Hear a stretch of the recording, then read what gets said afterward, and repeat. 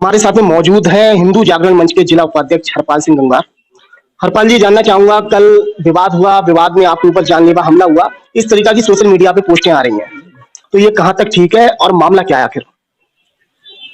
ये मामला एक ड्राइविंग लाइसेंस को लेकर था। ड्राइविंग लाइसेंस की टेस्ट होता है वहां पे, जिसमें गाड़ी चला के देखते हैं। इसका जो है प्राइवेट कंपनी को टेंडर दिया गया, जो कि परसा खेड़ा में मौजूद है। वहां पे हम 2 बजे को लगभग अपने बेटे को लेकर गए थे और वहां पे 1 घंटे हमें इंतजार कराया गया, जबकि पीछे से आने वाले लोगों को एंट्री कराई जा रही थी।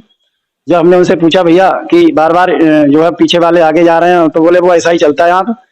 जब मैंने उनसे बार बार पूछा तो बोले 5,000 रुपए दो और गाड़ी जो है तभी अंदर जाएगी, वरना जो है इसी तरह से खड़े रहोगे। हमने कहा हमारे पास तो देने को पैसे नहीं है। नहीं, आप 5,000 की बात कर रहे हैं, लेकिन एक वीडियो वायरल हुई है, उसमें आप बोल रहे हैं, उसमें आप 9,000 की बात कर रहे हैं। 9,000 तो 5,000 वाली बात ठीक है, 9,000 वाली दोनों बातें सही हैं। 9,000 में गाड़ी भी अंदर नहीं ले जानी पड़ी। प्राइवेट गाड़ी वहां पे खड़ी थी और उस प्राइवेट गाड़ी से ट्रायल करा रहे थे। मैंने उसकी वीडियो बनाई, देखी भी है और मेरे पास साक्षी भी है। उस गाड़ी में बैठ के कुछ लड़कों ने टेस्ट दिया था, जो कि बार बार फेल हो रहे थे, उन्हें पास भी किया गया। उनसे मैंने बात की तो उन्होंने बताया भैया हमने 9,000 दिए, गाड़ी भी नहीं लानी पड़ती। अगर 5,000 दोगे तो आपकी गाड़ी तुरंत एंट्री हो जाएगी, तुरंत पास हो जाओगे। ये तो बहुत लंबे समय से चल रहा है। आरटीओ ऑफिस के बाहर आप देखेंगे तमाम दलाल टाइप के लोग वहां बैठते हैं और इसी तरीका का गोरख धंधा चल रहा है। आपकी जानकारी नहीं था वहां पे कि इस तरीका का चलता है, तो उस सिस्टम में हम भी शामिल हो जाए? नहीं नहीं, ये आरटीओ ऑफिस के बाहर नहीं था। आरटीओ ऑफिस में ऐसा कुछ नहीं हो रहा है। ये प्राइवेट एक कंपनी है, उसे एक टेंडर मिला था जो कि राजस्थान की है, और उस राजस्थान की कंपनी, उसका नाम ये समझ लो सीधे वसूली गैंग। उस वसूली गैंग के कुछ लोग यहाँ के शामिल कर लिए। तहसील लबावन के भी हैं, फरीदपुर के भी हैं, अन्य सभी 6 तहसीलों और नगर से उन्होंने अपने पदाधिकारी एक एक रखा है, वसूली गैंग। नहीं, मैं आपसे ये जानना चाह रहा हूँ, जो वीडियो वायरल हुई है उसमें कुछ लोग डंडे लिए हुए हैं और आपकी तरफ से गाली गलौज हो रही है और वो डंडे लेके हैं, तो ये क्या घटनाक्रम था उस समय? वो इसी बात को लेकर बहस हुई। उन्होंने मेरे बेटे को फेल कर दिया, जबकि उन्होंने टेस्ट कराया ही नहीं। जब मैंने उनका विरोध किया, मैंने कहा यहाँ कोई सक्षम अधिकारी है जिससे मैं बात करना चाहता, तो बोले हमें अधिकारी हैं, यहाँ चुपचाप भाग जाओ वरना हम मार देंगे। तो हमने कहा भैया हम भाग क्यों जाए, हम अपनी बात रखेंगे। तभी वो डंडे लेकर आया और मारने के लिए मेरे जानलेवा हमला किया, जिसको जो है वहां के लोगों ने मुझे बचाया और पुलिस मौके पर आ गई। उन्होंने तत्काल गिरफ्तार किया और उन पर जो है मुकदमा मैंने पंजीकृत कराया और जेल भी भेजे गए। मैं आपसे जानना चाह रहा हूँ, चोट कहाँ आई आपके? कहाँ आई? हाथ में जो उन्होंने लाठी चलाई थी, मैंने हाथ से रोकी थी, ये उंगली जो है टूटी हुई है और ये गाड़ी फट गई है और जो है कई चोटें आई हैं। चोटें भी आई हैं और हाथ में भी चोटें आई हैं। तो फिर क्या करा आपने? इसके बाद में 112 को बुलाया, फिर क्या करा? जी, मैंने इसके बाद 112 तत्काल कॉल करके बुलाई। 112 वहां आई थी तो थाने से भी कुछ संबंधित अधिकारी आए थे, वो तुरंत ही ले गए। मैंने उन्हें बताया कि ये लोग हैं और भी बहुत से, वीडियो के आधार पर और भी गिरफ्तारी हुई, जिन्हें जेल भेजा जा रहा है। नहीं, आपने क्या अपना परिचय नहीं दिया स्टार्टिंग में उन लोगों के लिए? जी, मैंने परिचय दिया था, क्योंकि आरआई वगैरह जो लोग वहां बैठते हैं उन्हें आपको परिचय देना चाहिए अपना, शायद ये घटना नहीं होती। वहां पे सरकारी कर्मचारी कोई नहीं बैठता, वो प्राइवेट कंपनी वसूली गैंग के हाथों में है और वसूली गैंग के ही गुंडे वहां पे वसूली कर रहे थे। उन्हें मैंने परिचय दिया तो बोले ना हम संगठन में जानते हैं, ना हमें संगठन से मतलब, ना हम आपसे मतलब, हमें पैसे दो, काम कराओ, यहाँ से निकल लो। ऐसे क्यों हो रहा है? भाजपा की सरकार है, आप हिंदूवादी के एक बड़ा चर्चित नेता है नवाबगंज विधानसभा के, और आपके साथ में इस तरीके की घटना हो रही है। आप बता रहे हैं वसूली गैंग वहां बैठता है और आपके साथ में मारपीट करिए, वो राजस्थान, तो आम लोगों का क्या हाल होगा फिर? वो वसूली गैंग राजस्थान से आया है, उसे यहाँ का संज्ञान नहीं है कि यहाँ के मुख्यमंत्री महाराज जी योगी आदित्यनाथ है, उनके हाथ में डंडा भी है, बुलडोजर भी है, कानूनी डंडा भी है। वो कार्रवाई डट के ही करेंगे, इसीलिए वो गलत जगह हाथ डाल गए थे, इसीलिए उन्होंने वसूली शुरू कर दी मेरे से, जिसका उन्हें परिणाम भुगतना पड़ेगा। मैंने अवगत करा दिया शासन को। आरटीओ महोदय 2 दिन का टाइम मांगा है, वो उन्हें सारे लोगों को वहां से, कंपनी को ब्लैक लिस्ट करेंगे और उन लोगों को वहां से तत्काल निकाल के बाहर करेंगे। विधिक कार्रवाई वो अपने स्तर से कराएंगे और मैंने अपनी एफआईआर करा रखी। आपको कैसे पता ये कार्रवाई होगी? क्या पता कुछ नहीं हो? क्योंकि वहां तो आए दिन ये चीजें होती हैं। कार्रवाई यदि नहीं हुई तो सोमवार के बाद संगठन आरटीओ ऑफिस के सामने धरना प्रदर्शन करने को बाध्य होगा, जिसकी जिम्मेदारी स्वयं शासन और प्रशासन की होगी। जी बिल्कुल बिल्कुल।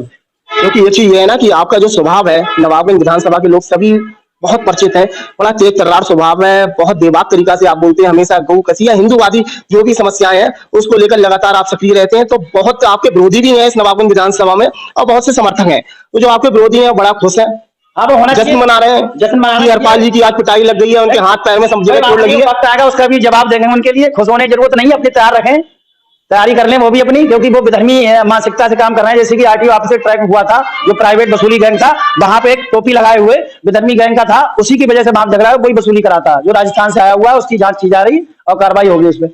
इसके बाद में ये भी चर्चाएं चल रही हैं कि जो जिन लोगों का आपने नाम दिया है, जिनके खिलाफ एफआईआर हुई है, उनके पक्ष में कुछ राजनीतिक लोगों के फोन आए हैं, सिफारिश आई है उन लोगों की तरफ से, तो ये आपकी जानकारी में है क्या? नहीं जानकारी है, मेरे पास भी फोन आया, वो वसूली गैंग के मुझे लगता है वसूली वही कराते हैं और वो बड़े पदों पे बैठे हुए हैं, बरेली के जनप्रतिनिधि भी हैं और कुछ नेता भी हैं। मैं अभी उनका नाम नहीं लूंगा, वक्त आने पे नाम भी उजागर कर दूंगा, जिनके मेरे पास फोन आया कि समझौता कर लो, जबकि 8,000 रुपए की 9,000 की वसूली थी, इसके बावजूद वो समझौते की बात कर रहे हैं। इसका मतलब कहीं की वो उसमें लिप्त है।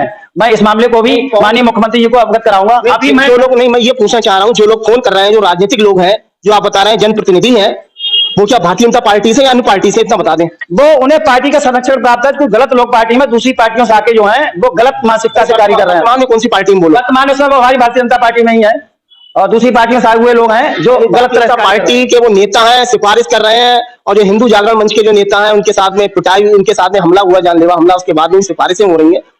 तो तालमेल क्या आपके ठीक नहीं है, क्या चक्कर है? नहीं, तालमेल पार्टी से सही है, लेकिन वो वसूली गैंग है ना, वसूली गैंग जहां पैसा देगा वो उसके लिए काम करेंगे। उनका काम ही, आज भारतीय जनता पार्टी सरकार चली जाएगी, वो समाजवादी में बसपा में बैठ जाएंगे, बसपा के चेहरे पे लोकसभा विधानसभा पर लोग लड़े और अन्य पार्टियों में पदों पर भी रहे, तो वो तो वसूली करा रहे हैं, सीधा साधा वसूली गैंग है वो। हम उनका नाम भी उजागर कर देंगे। बरेली शहर का कोई बड़ा नामचीन है राजनीतिक, बरेली शहर का एक नामचीन राजनीतिक दूसरी पार्टी से आए हुए हैं, मैं नाम उजागर कर दूंगा, वक्त आने दो। और भारतीय जनता पार्टी के कुछ कहना क्या था, उन्होंने आपको फोन करा था? जी हाँ, उन्होंने फोन ये किया था कि समझौता कर लीजिए, इन मामलों में कोई फायदा नहीं रखा। तो हमने उनसे ये कहा ये वसूली गैंग है, तो बोले वो गलती हो गई थी उनसे, आज के अलावा वो संगठन का ध्यान रखेंगे, लोगों से पैसे नहीं लेंगे। तो हमने कहा ये जन समस्या है और कई आम जन की ये समस्या है, आए दिन आते रहते, विवाद होते रहते हैं। इसके बाद मैंने उनसे मना कर दिया, समझौता कुछ नहीं, अगर वहां जो है झगड़ा हुआ तो मैंने उसकी विधिक कार्रवाई बोली, हमने इन पे जो है आरटीओ महोदय भी कार्रवाई करेंगे, मैं जिलाधिकारी अवगत कराऊंगा। अभी तो मैं घर पे हूँ, मैंने किसी अधिकारी को भी नहीं कहा। आपने जो तहरीर दी है उसपे मुकदमा लिख गया है दूसरे पक्ष पे, लेकिन उन्होंने भी ये तहरीर दी है कि आपने वहां पर उनके साथ में मारपीट करी है, उनके जो अभिलेख थे, जो कागजात थे सरकारी, वो फाड़े हैं आपने, क्योंकि स्वभाव भी आपका फायर ब्रांड है। तो कहीं ऐसा तो नहीं है वास्तव में उनकी भी बात ठीक हो कुछ? आरटीओ के जो ट्रायल ट्रैक है जिस कंपनी, वहां पे कैमरे से ही निगरानी होती, कैमरे से ही ड्राइविंग टेस्ट देखा जाता है। उन कैमरों में अगर कहीं की मेरा गेट के अंदर एंट्री दिखा दे या किसी हाथ से कागज को पकड़ते हुए भी दिखा दे तो ये सिद्ध हो जाएगी हाँ मैंने कागज फाड़े। वो तो हमलावर होकर गेट के बाहर हमला करने आए, हमला गेट पे बाहर आए, जिसका वीडियो मेरे साक्ष्य मेरे पास मौजूद है, मैंने अधिकारियों को दिखाया है, हाथ में डंडे हैं उनके, जानलेवा हमला किया गया। हमला आपके ऊपर हुआ, आपके बेटे के ऊपर भी हुआ है? हमला मेरे ऊपर हुआ था, बेटा दूर खड़ा था और उन्हें बचाने का प्रयास किया मुझे, अगर ये नहीं बचाते तो मुझे जो जान से हमला किया ही था, जान मारने की नीयत से। तो मुकदमा दर्ज हो गया है, संतुष्ट है अभी? क्योंकि मुकदमा लिख गया है, कार्रवाई हो रही है, फिर किस चीज का आप क्या मांग कर रहे हैं? तो अभी मैंने एफआईआर की कॉपी नहीं ली है, ना मैंने देखी है, मुकदमा सुसंगत धाराओं में हुआ ही नहीं, ये मुझे देखना है। जेल भेजे जा रहा है, मैंने भी सुना है, पता भी मेरे को नहीं है, लेकिन उन पर कार्रवाई विभागीय होना चाहिए। जो वसूली कर रहे हैं उन पर सरकार के द्वारा, आरटीओ महोदय द्वारा एक एफआईआर होनी चाहिए। वसूली कर रहे हैं एंटी करप्शन द्वारा, ये गलत है और जो है उन्हें सस्पेंड भी किया जाए। इसके अलावा यहाँ पे टेस्ट होता है गाड़ी का, उसके अलावा आप देखेंगे आरटीओ ऑफिस के बाहर काफी भीड़ लगी होती है, वहां पे लोग बैठते हैं, उन्हें एजेंट कहा जाता है, उनका एक हिंदी में नाम होता है दलाल। वो आपकी जानकारी नहीं है? आप जब आप शिकायत करेंगे तो उस मामले को भी लें, आप तो जनहित में मुद्दे उठाते हैं। मैं ड्राइविंग लाइसेंस अपना परमानेंट कराने गया था तो मैंने सीधे कराया था, मुझे कोई एजेंट नहीं मिला था। यदि ऐसा है तो मैं वहां पे एक बार चेक करूंगा, वहां भी जाके इस बात को उठाऊंगा और माननीय मुख्यमंत्री जी के दरबार में मैं ये बात रखूंगा, उन्हें अवगत कराया। मुख्यमंत्री जी निश्चित 100% कार्रवाई करेंगे, चाहे वो अधिकारी हो या कोई नेता हो या जनप्रतिनिधि हो। लेकिन स्थानीय जो बता रहे हैं आप, जिला के बड़े नेता है, वो तो सिफारिश कर रहे हैं उनके पक्ष में, आपके पक्ष में कौन है? वसूली गैंग है, पक्ष हमारा संगठन हमारे साथ खड़ा है, प्रांत हमने अवगत करा दिया है। प्रांतीय हमारे अध्यक्ष जी ने साफ साफ कह दिया है कि सोमवार तक देखो, इसके बाद संगठन पूरे प्रदेश में धरना प्रदर्शन करेगा और जो है धाराएं आपके अनुरूप नहीं है तब आपका ये कहना है? जी जी बिल्कुल, अगर सुसंगत धाराओं में अभियोग पंजीकृत नहीं हुआ, जो हमने तहरीर बनवाई है उसके आधार पंजीकृत अगर मुकदमा नहीं निकला तो हम पहले तो थाना सीबीगंज पुलिस की ही शिकायत और धरना प्रदर्शन वहीं करेंगे। और यदि आरटीओ ऑफिस की तरफ से कोई लेट लतीफी होती है, उस पर कार्रवाई ढंग से नहीं की गई प्रभावी, तो हम आरटीओ ऑफिस के सामने धरना प्रदर्शन करेंगे और कार्रवाई निश्चित होगी। तो ये थे हमारे साथ में हरपाल सिंह गंगवार, आपने इनकी बातें सुनी होंगी। हिंदू जागरण मंच के ये फायर ब्रांड नेता है, ये लाइसेंस बनवाने गए थे अपने बेटा का, वहां पे कुछ इनका जो कहना है कोई दलाल टाइप के लोग थे, उनसे इनकी मारपीट हुई, इनके ऊपर जानलेवा हमला हुआ, काफी गुम चोटें हैं, इनका हाथ में भी काफी चोट है, उंगली में फ्रैक्चर आ चुका है। इनने जो तहरीर दी है उसमें दूसरे पक्ष के ऊपर एफआईआर हो गई है, लेकिन उनके तरफ से भी ये तहरीर इन लोगों के खिलाफ दी गई है कि इन लोगों ने सरकारी कार्य में बाधा डाली है, उनके साथ में मारपीट करी है, उनके कागजात फाड़े हैं, और वो भी तहरीर प्रशासन के पास में है। अब आगे देखना है, हरपाल जी जो कह रहे हैं कि अगर धाराएं इनके अनुरूप नहीं हुई तो धरना प्रदर्शन होगा, वो आगे देखने की बात।